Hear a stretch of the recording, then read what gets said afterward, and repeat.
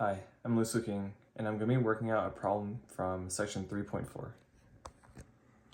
This is going to be problem 9 from our homework, and what we can see here right away is that the highest power in our equation is going to be a 4, or x to the 4th power. So what this means is that we're going to have 4 zeros after we solve this problem. Let's write this down. So now, what we can also see here, so the leading coefficient right here, it's just going to be a 1. So the only factors of 1 is just 1 and -1. So instead, we're just going to be focusing on the last number here, number 8. And what we know about the factors is that the factors of 8 is -8, -4, -2, -1, +1, 2, 4, and 8. So we can test out some of these possible rational zeros. What we can start off with is -1. And what I like to do is, or what we can do is we could just plug it in into our equation.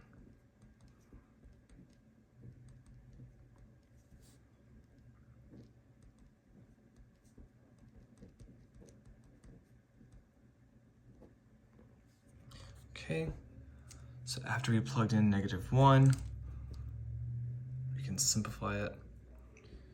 -1 to 4th power is going to be 1 plus 2. It's going to be 2.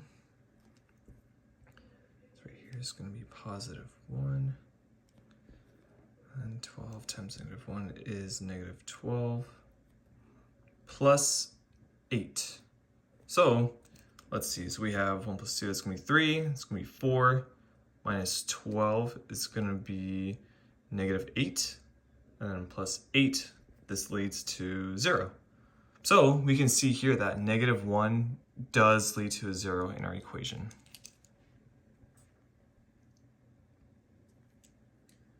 Because -1 is 0, that way we can move on to like synthetic division.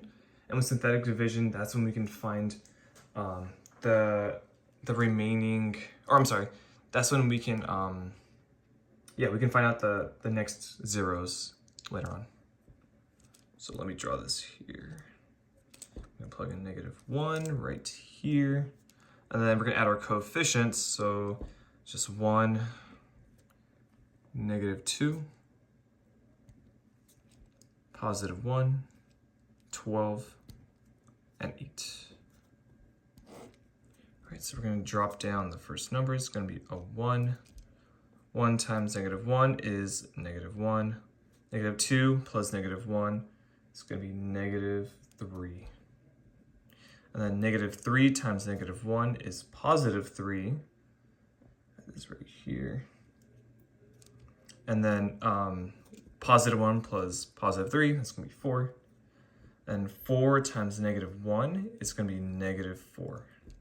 12 minus 4 is going to be number 8. And then we got 8 times -1 is going to be -8. So right here, +8 minus 8 is 0. Cool, so draw this arrow over here. What's next is that, before we go any further, I wanted to go back to like the -1 number that we found up, that resulted in one of our zeros. So for this -1, we can use Desmos, or I like to use Desmos because it can show you what is going to happen to like the equation at that point. So let me zoom it out a bit. So I'm just gonna plug it in. Where's that? Okay. 4. It's -2. 3rd power plus x to the power plus 12x plus 8. All right, so this is the graph right here from our equation. And what we can see here is that on -1, the graph kind of like, it just bounces back. It just touches the x-intercept, but it doesn't like go through. So we can write this as x plus 1. Sorry, there we go. And then from the remaining, from the numbers right here, we can rewrite it as, it's a little bit hard, wait. We can rewrite it as x to the 3rd power minus 3x squared plus 4x plus 8. And we can simplify this a little bit more, so it can be, we can write this as x squared minus 4x plus 8. So now with this remaining number right here, or this equation, we're gonna use the quadratic formula to finally get the last 2 zeros. All right, so let's see, A is gonna be 1, B is gonna be -4, C is gonna be +8. And then we could plug it into the quadratic equation. -2, -4. There we go. Plus or minus -4 squared. That's 4 times 1. 8 divided 2 times 1. So we divide by 2. And draw an arrow down. So then it's gonna be 4 plus, because -1 times -4 is gonna be +4. So 4 plus or minus the square root. Let's see, it's -4 times -4 is 16 minus -4 times 8. 16 minus 32 divided by 2. Inside of here, it's gonna be -16. So we'll simplify it a little bit more. 4 plus and minus -16 all over 2.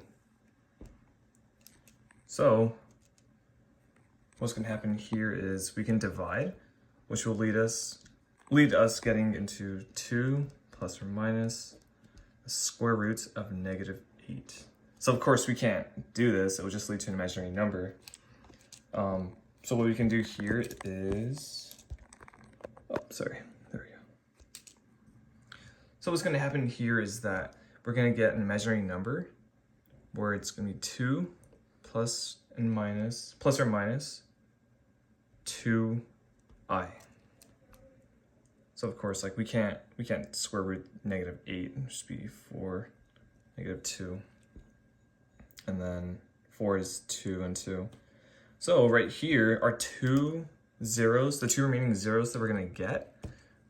I need to write this a little bit clear.